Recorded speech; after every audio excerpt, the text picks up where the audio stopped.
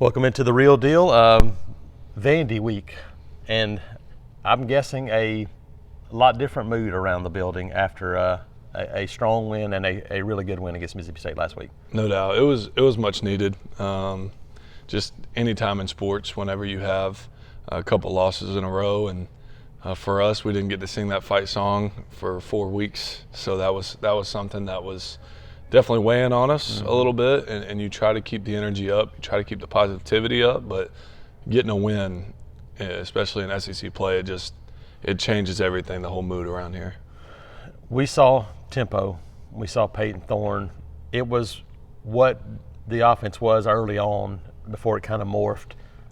Did it feel like this is what we thought it was going to be before the year started? I know it wasn't all the way through, but did that kind of feel like, hey, this is what we thought it was going to be? Absolutely, yeah. That's the fall camp offense that we have been talking about. That's the offense that the defense has been looking for, saying like, man, where was that offense that was killing us in camp that we couldn't stop? And it was just so fast and explosive, and Peyton playing with a swagger like that was it. That first half, that's the kind of stuff that we can do, especially against a defense that can be tough for some opponents. I mean, you saw against Arkansas how that defense played, so it wasn't against a slouch opponent, and we have it in us, and that was something that was super positive going into this week too. We felt like we got our mojo back a little bit.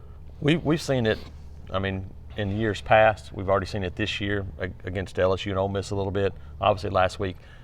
When you go tempo, what does it do for you guys as an offense? Man, it makes it so much easier. It really does. I mean, when you first introduce it sucks because you got to be in shape. You got used to it, yeah. And you got to not breathe so hard after every one. But to have a defense not teeing off on you, not knowing the snap count, not getting lined up, and a couple of our big plays, the one to VAR, I mean, the defense wasn't even set. I didn't have to touch anybody. Yeah. So it definitely helps, especially the guys up front, man. It makes a huge difference because when they're not set and they're not cleats in the ground, ready to go, I mean, it gives us a huge advantage.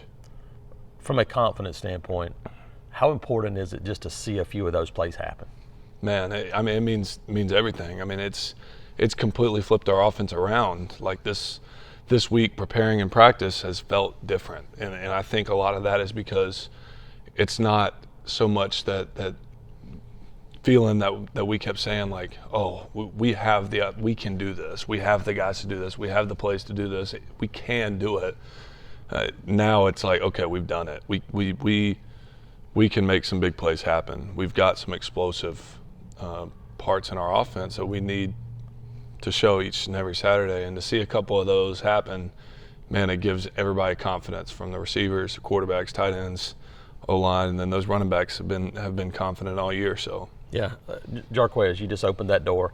That's the guy that you knew. That's the guy you've seen. To see him get that back too, what does that add to an offense, and how much more difficult does it make it on a defense when you have a guy running like that? Man, it adds everything. And I was telling some of the coaches all year, I mean, we had some slow games running the football, and it may have seemed like they were like, oh, is Jarquez really who you guys say he is? Is he not? Because they hadn't seen that, had they? And not question his character, his work ethic. I mean, everybody loves him, but they wanted to see the production on the field. And I told people, like, man, this guy is real. And they got to see a little bit of vintage Jarquez Hunter the other day, and that sparked the entire offense and the coaching staff too. Yeah, when you look at a game like that, have all the things that were much more positive than you've had all season really for this team, but still see things that were left on the field. Is that the perfect kind of week where you go, look, we were good, but how much better can we get because of things we didn't do? Right, yeah. I mean, and when you play against an opponent that's not as good as the opponents that you get every week in the SEC, sometimes you leave those games and you're like, man, we looked really good, but we just remember there's going to be tougher teams out there. I felt like Mississippi State played hard. They're a tough opponent.